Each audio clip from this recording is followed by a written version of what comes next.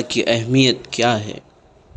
حضرت گنگوہی علیہ رحمہ فرمایا کرتے تھے کہ علمی لائنوں میں سب سے زیادہ مشکل کام فتویٰ دینا ہے، اس لیے کہ کسی مسئلے کے متعلق فتویٰ دینے کے لیے سینکڑوں جزئیات سامنے رکھنی پڑتی ہے۔ جب تک تمام جزئیات سامنے نہ ہو فتویٰ دینا مشکل ہوتا ہے۔ بعض دفعہ ایسا بھی ہوتا ہے کہ دو مسئلے بالکل ایک جیسے مگر حکم دونوں کا الگ الگ۔ حضرت نے فرمایا بڑے سے بڑے عالم کا مفتی ہونا ضروری نہیں۔ پھر فرمایا کہ اس سے آسان کام درس دینا ہے۔ افتاء میں سینکڑوں جزئیات سامنے رکھنی پڑتی ہے، غور کرنا پڑتا ہے، دماغ پر زور ڈالنا پڑتا ہے۔ درس دینے والا ایک عبارت کو دیکھ کر اس کا حاصل بیان کر دیتا ہے۔